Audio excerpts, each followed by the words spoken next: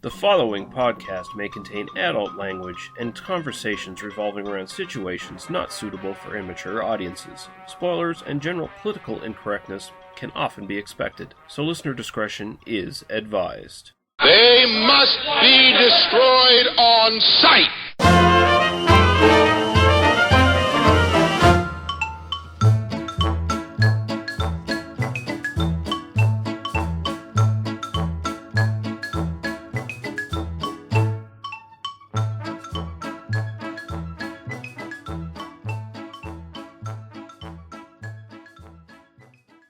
All right, and welcome to They Must Be Destroyed on Sight, a movie podcast where we talk about all kinds of shit.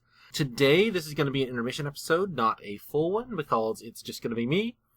That's right, any haters out there who don't like me on this podcast, and I know there are those of you out there, feel free to turn it off now. Lee and I weren't able to record once again this week, and but we should get something up for you next week. In fact, as I'm recording this, we're supposed to be recording tomorrow. We're going to be covering Starship Troopers and Johnny Mnemonic, two 90s sci-fi films. So that's going to be a lot of fun. Can't wait to record that. And you should get to listen to that here in just a few days, or whenever Lee decides to put it up, because it's his show. Today, I thought I'd throw up a bit of conversation, just kind of me chatting into a microphone about a few movies I watched recently. I was originally intending to talk about The Hateful Eight, the most recent Tarantino film. I watched it 3 times in preparation for talking about it on this show, and it's too big and complicated. I have lots of thoughts about that, and that's just going to have to become an essay, and hopefully you'll get to see that in a couple weeks, and I'm sure I'll mention it once it goes up. Wow, that's a glorious mess of a movie, and I have lots of really complicated thoughts, and probably more than I could do just sitting by myself talking into a microphone. Today we're going to be talking about 4 movies. We're going to be talking about 2 70s sex comedies, really obscure things I found on Rare Lust, which is a really cool website for finding these things. So we're going to be talking about 2 movies from the 70s that are kind of weird offshoot sexy movies. They're called Guess What We Learned in School Today from 1970 and Jokes My Folks Never Told Me from 1978. We're also going to be covering, because this is the kind of show this is, 2 2015 Oscar baity movies, both of which actually won at least 1 Oscar. We're going to be talking about, and they're both on Netflix currently, so I got to watch them pretty easily. I'm going to be talking about The Big Short and Spotlight, which was last year's, the 2016 Academy Awards for 2015. That's the Best Picture winner. And we're going to talk about whether I think that deserves it or not. But first, because that's the kind of show we are, I'm going to talk about these very obscure movies that no one's ever heard of from the 70s. Let's start with Guess What We Learned in School Today. This is actually a film that's directed by John Avildsen. That name may sound familiar to you. He directed Rocky. He directed the first 3 Karate Kid movies, a whole bunch of other stuff. One of those kind of named 70s, 80s directors who had a really nice long career. And this was his second ever film. I didn't know it was his when I discovered it. I just saw the title and went, well, that's something in kind of the synopsis. And this is a movie that's kind of about, kind of sexual awakening among, like sexual education. Like there's a woman who's kind of teaching kids about sex, and kind of the people who are trying to keep her down, and some of the family relationships. There's basically 2 kind of footy-ditty, stick-in-the-mud patriarchal authority figures, and a police officer who's busting prostitutes after they agree to have sex with them in entrapment, first of all. And then there's a dude who's basically he's a general or something. I forget exactly where he is in the military, but he's a member of the kind of military-industrial complex. So, and it really is like their wives. These 2 men each have wives, and it's kind of their wives who are kind of pushing for this kind of greater sexual liberation.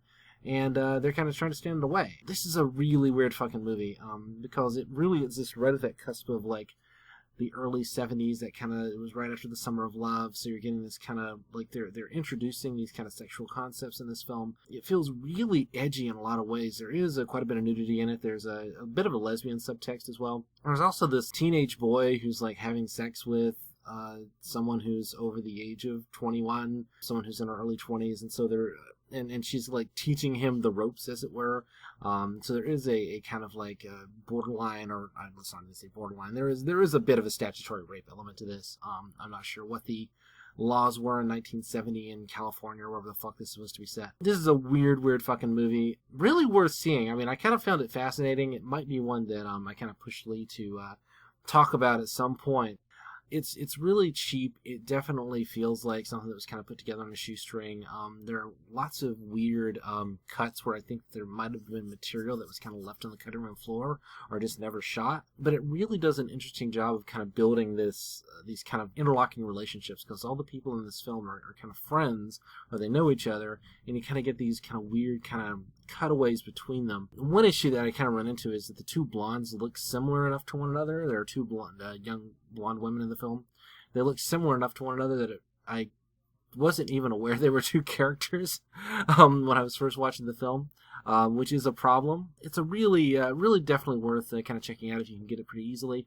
You can download this for free on RareList, so I would probably recommend it if it's something that sounds interesting to you. It's only about 85 minutes long. There's quite a bit of nudity in it, and it's just this fascinating cultural artifact. It's also was released by Canon Films, which means that officially They Must Be Destroyed on Sight has done a Canon film, even though it was in an intermission episode and not on a full episode. But that is now a thing. Hopefully we'll do more of them. They've been on our list, but we've always got a list that's way longer than the number of films we're actually realistically going to be able to do. So the other 70s sex comedy was a film that I saw called Jokes My Folks Never Told Me. This is from 1978. This is basically, if you take the really hoary old joke book, like paperback, that you had as a kid when you were 10 or 11, and it had some slightly raunchy material in it, and about adultery and pretty girls making bad puns and that sort of thing. Take the absolute most average jokes you can possibly find out of that, and then basically dramatize them with attractive young ladies taking off their clothes in most of the segments. It's basically like a little anthology film with a bunch of little jokes. There was nothing in this that was original to me, nothing that was really all that amusing. This is, again, one of those kind of oddball cultural artifacts. I can't believe this. I mean, I guess maybe it was kind of post-Kentucky Fried Movie, and this was an attempt to cash in on that. I'm not sure, but it feels like this really, really tired kind of idea. It does have some pretty girls in it, but honestly, I only watched the first 30 minutes of this or so and kind of turned it off. Maybe it got really brilliant in the last hour, but I don't think I'm ever going to try to revisit this again. It might be something to put on, again, as sort of a cultural artifact, something to kind of have on with some friends, just kind of hanging out, have some beers and talk about how shitty it is. I could see putting it on at some kind of at a party or something, but not something that you should actually visit as a film. It's definitely, I have a pretty high tolerance for these sorts of things, and this definitely bored the shit out of me, and I just drank more and went to bed. So yeah, skip that one. But I guess what we learned in school today is actually interesting, so check that one out. Did you ever see a film at such a young age it left you traumatized with cinematic wounds? Necrophilia. It's a dead issue, man. Don't push it. Cinema Psyops is a weekly podcast documenting an ongoing experiment on the mind of an unwilling test subject. No one should have to watch this movie. Oh, no one should have to watch this? No one should have to watch this movie. Surprisingly, it's not a topic that a lot of people really want to tackle. I'm shocked, prudes. I know, really. Right? It's the next sexual frontier that no one wants to explore. I am, in the most sincerest of senses, disappointed in you. It takes a powerful goddess like Connie, jam her arm down the monster's throat and kill it. Oh, I'm still tripping out over that. Even as a kid, I was like, I gotta find a girl like that. Every week, I get a new look of disappointment that I never thought I could get out of her. Unimaginable. At 12 years old, you should not be watching this movie. Obviously. At 13, you should not be. 14, you shouldn't be. I'm not entirely sure even 17-year-olds should be watching this. Just because you're offended by something doesn't mean that you have the right to demand that it doesn't exist. Watching this film again, I had all of this little nerd glee with everything that kept little popping history up. doll popping up absolutely. at you. So I totally loved this film. Hey, I know why you couldn't see that. It's because your brain's warped from watching this shit at 12 years old. Yeah, this is a rough movie. I told you ahead of time when we were getting ready to do it that it was going to be a rough How did you watch this shit at 12? Because physical wounds heal, cinematic ones don't. Listen to Cinema Psyops. Clytus, I'm bored. What plaything can you offer me today? An obscure body in the SK system, Your Majesty. The inhabitants refer to it as the planet Earth. How peaceful it looks.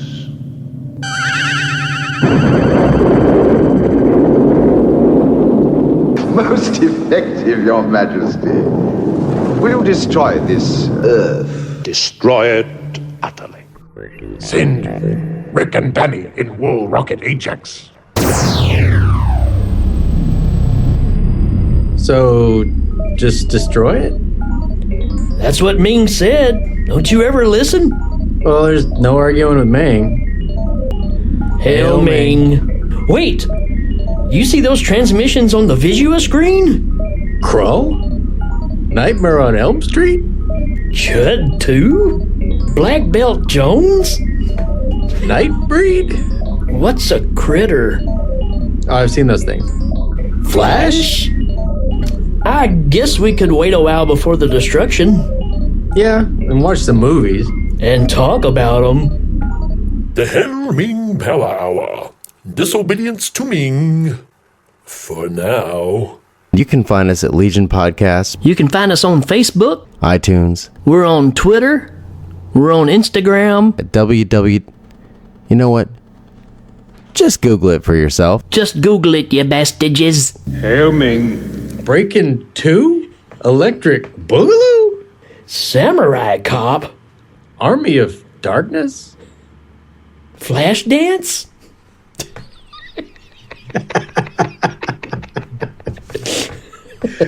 We might destroy the planet if it's Flashpoint.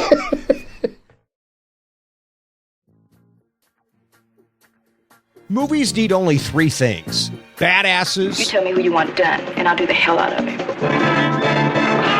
A chick with drive who don't take no jive. Boobs.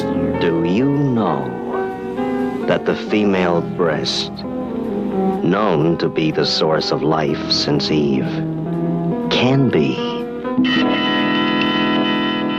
deadly weapons? And body counts. Body count. The mathematics of murder and menace. The BB and BC podcast is your source for exploitation film discussion of B-movies.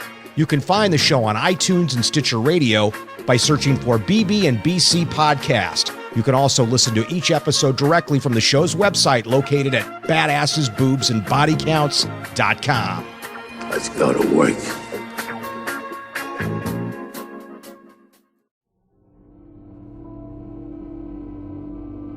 Looking for something different in your podcast library? Then why not check out the podcast Under the Stairs? I'm the host Duncan McLeish, and joining me each week will be a special guest as we examine some classic, old school horror favourites, as well as some modern classics. That's not to say that we don't tackle some of the, let's say, more questionable entries into the horror genre.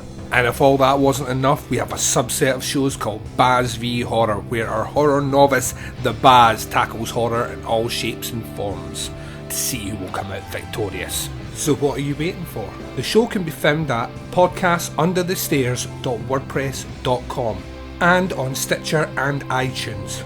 The Podcast Under the Stairs is a proud member of Legion Podcast Network. This is Duncan McLeish from Under the Stairs, signing off.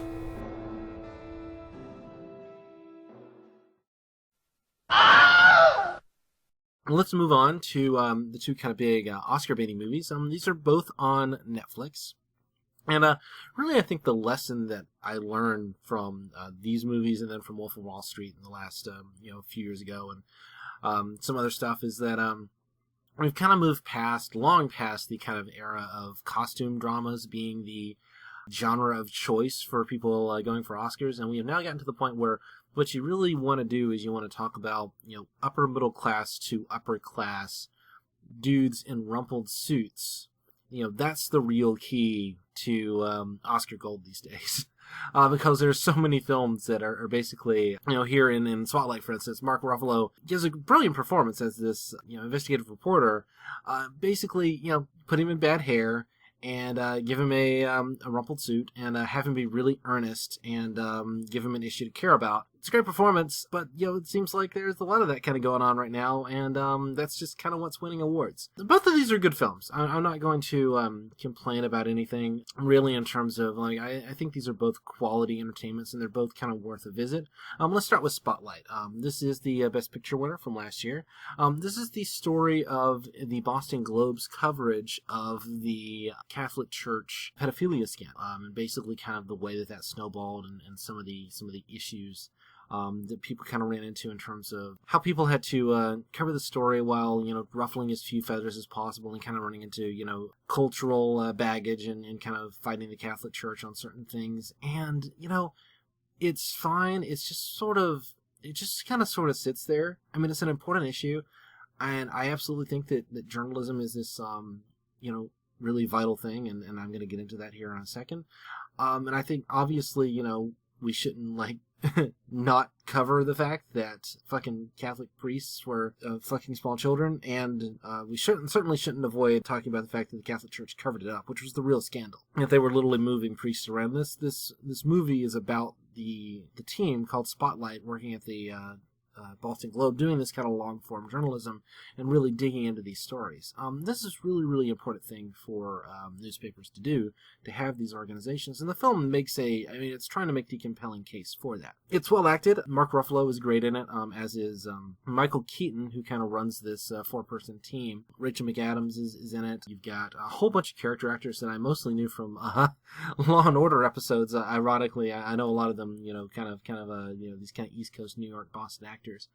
These kind of films they're actor showcases because it's really just kind of an excuse to kind of for an actor to kind of dig into this kind of real person and this role, this kind of idea, to make impassioned speeches about things, to kind of be morally ambiguous maybe.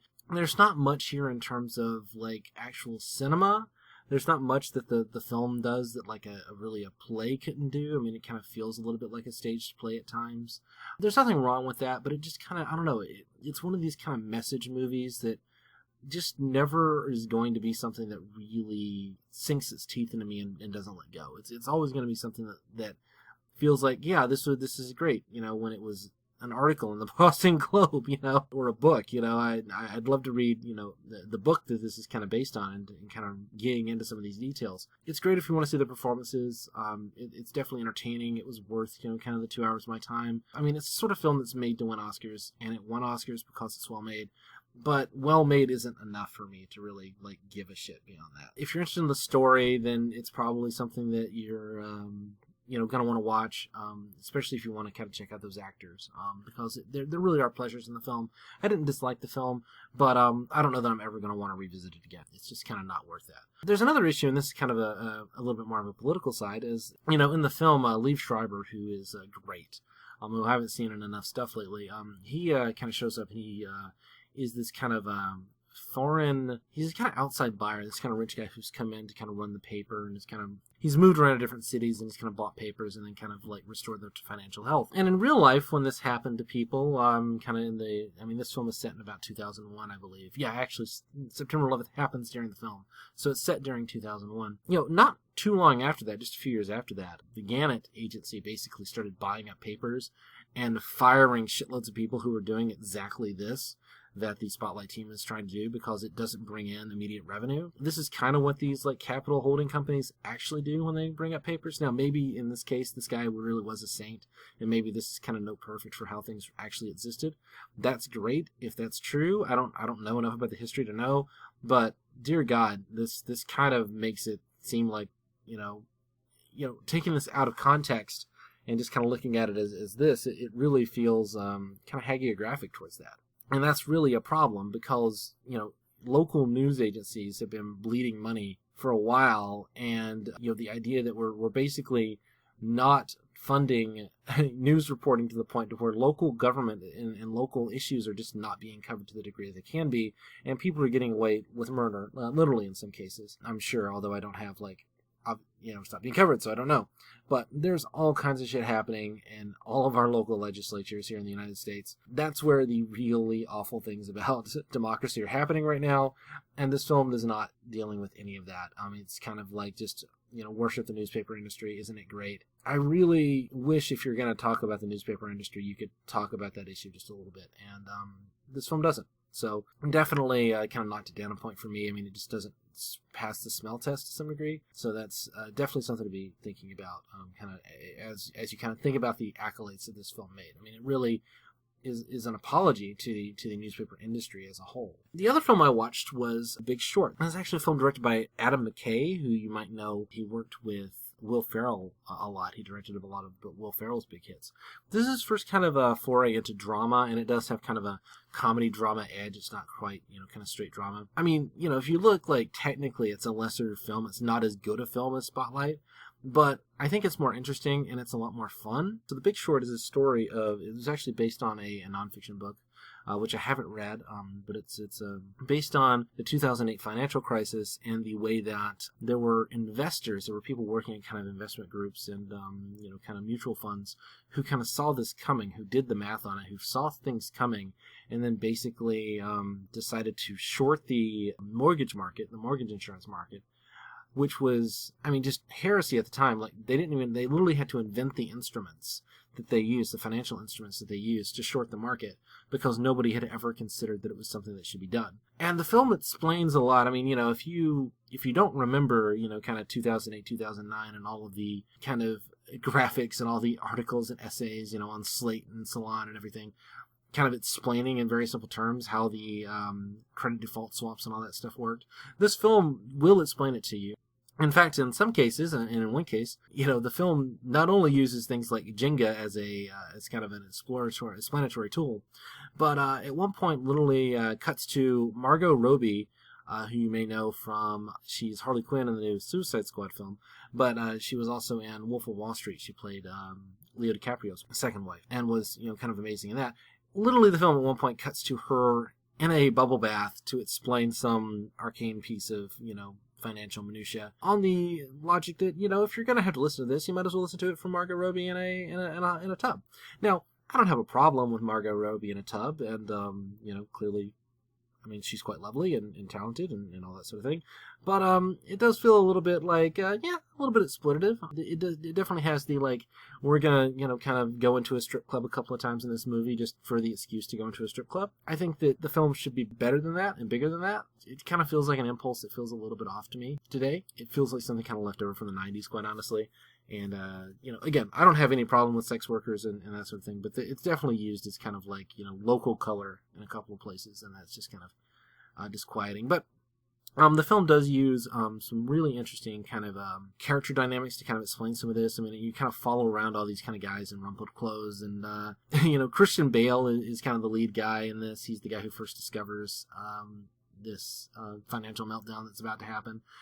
He is, this is probably Christian Bale's best performance. I've been kind of negative on Christian Bale's performances in the past. This is not him doing the, look at me be emotionless and stare straight ahead, square-jawed kind of performance that we normally see from him. He is playing this guy who's, they don't say it in the film, but he's basically on, he definitely appears to be on the autism spectrum to some degree. He's definitely kind of this quiet guy. He's, like this former doctor who becomes an investment banker who, runs an office and kind of sits and plays drums and heavy metal and wears a t-shirt and shorts every day. So it's that kind of character. It's a really fun character. It's a really great performance. Probably one of my favorite performances in the film. Although my favorite is probably from actually Steve Carell as this guy who's this, again, kind of very kind of moral crusader, kind of investment banker who kind of calls the assholes in Wall Street for what they are. Ryan Gosling is in this, and he kind of narrates the film. In fact, the film does break the fourth wall several times, always in kind of an entertaining and interesting way. At times it kind of points out, like, yeah, we're compressing some things here. This didn't actually happen this way, but this is more fun to look at.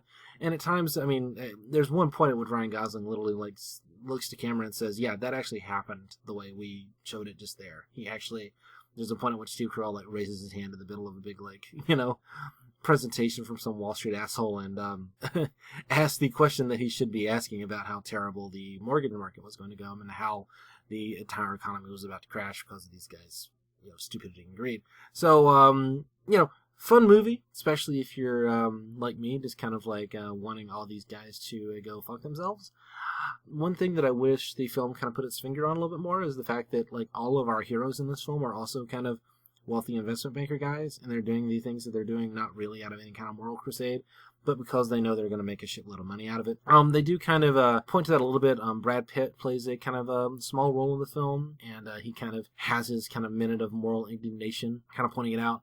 But the film itself, I mean, really doesn't.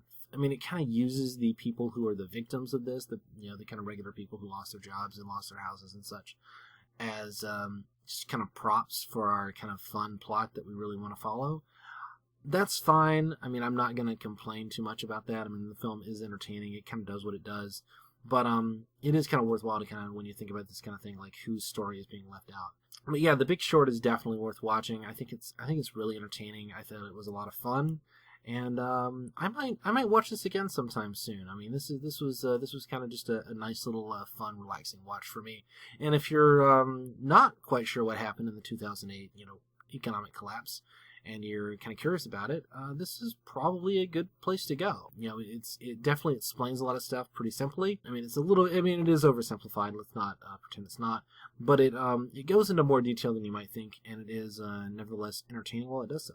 So yeah, definitely check that one out. That's probably the best of these 4 films that I've talked about today, which is one reason why I just wanted to save it for the end. All right, that's about it for me. I've been going on for about 25 minutes, which is always good. I wasn't sure exactly how long I was going to be able to talk by myself into a microphone. Next week, you can expect to hear me, again with Lee, talk about Johnny Mnemonic and Starship Troopers. And I've definitely got a lot to say about those 2 films. I'm kind of thinking of this as the Dina Meyer episode, because she's just brilliant, and she's in both of these movies. And this was her right there at the beginning of her career, and I think it's just, I'm really excited to get to talk about these because they're both deeply flawed but kind of like Glorious Mess kind of movies. So in a very different way than Hateful Eight. But I think Glorious Mess, particularly Starship Troopers, I think Glorious Mess is the best way to possibly describe it. So look forward to that. It's our little preview for what I'm going to say next week. And then after that, we're going to start the Spaghetti Westerns. So check that out. I'm really excited to do Spaghetti Westerns and dig into that. I know Lee's got a ton of stuff planned for October. We're going to do some horror movies. Maybe do some more kind of intermission kind of bonus episodes like this. And yeah, that's all I got for you. Hopefully Lee finds some cool music to throw in. I did listen to Intermission 11, by the way, Lee, and thank you for the little bit of Sergio Leone in the middle of my day. That always brings a smile to my face. So thanks a lot. Cheers to everybody, and we'll see you next time.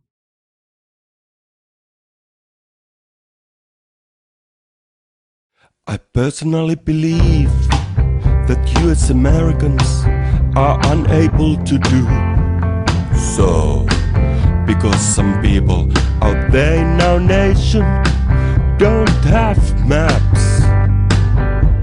And I believe that our education, like such as South Africa and the Iraq, everywhere like such as, and I believe that they should everywhere like such as, and I believe that they should.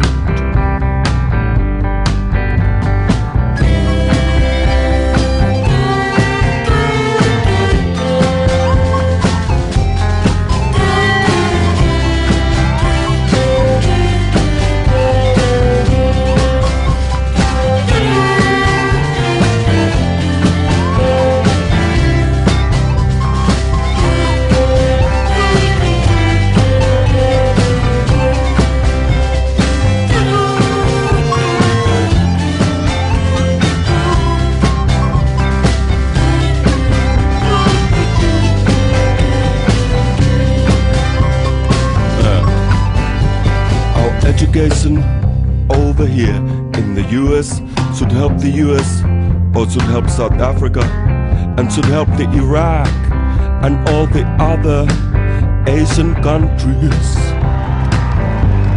Listen, our education over here in the US should help the US, also should help South Africa, and should help the Iraq and all the other Asian countries. So we will be able to build our future for our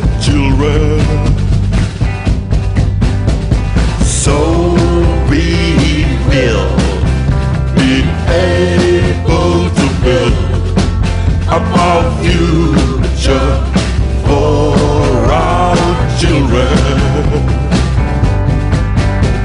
So we will be able to build about future for our children.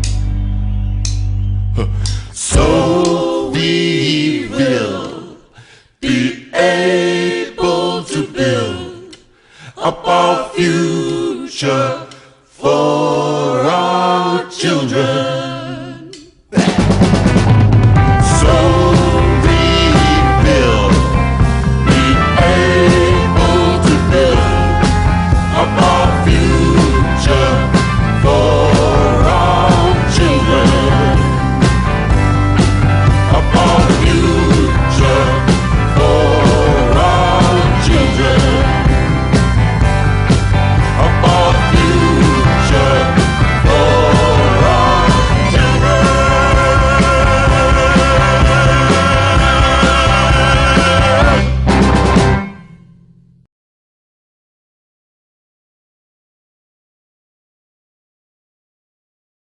Thank you for listening to They Must Be Destroyed on Sight. For past episodes, links to the host's other stuff, and links to podcasts and websites of similar interest, please visit us at tmbdos.podbean.com. There you can also find links to us at iTunes and YouTube, as well as our Facebook group link, which is the best way to get in touch with us.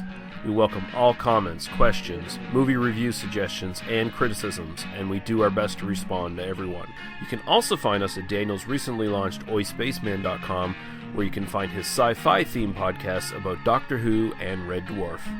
Thank you. Drive through.